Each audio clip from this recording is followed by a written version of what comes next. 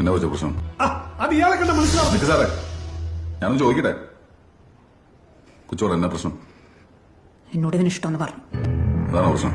എനിക്കിഷ്ടമല്ല, ഞാൻ പറഞ്ഞതാണ്. അതായിരുന്നു പ്രശ്നം. എന്നിട്ട് എന്റെ പിന്നാലെ നടക്കും, പുറകെ നടന്ന് വൃത്തിയോട് പറയും.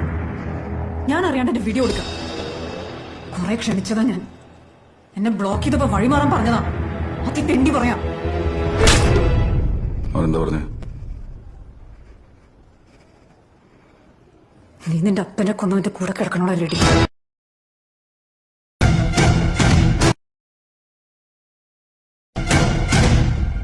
അടിക്ക്,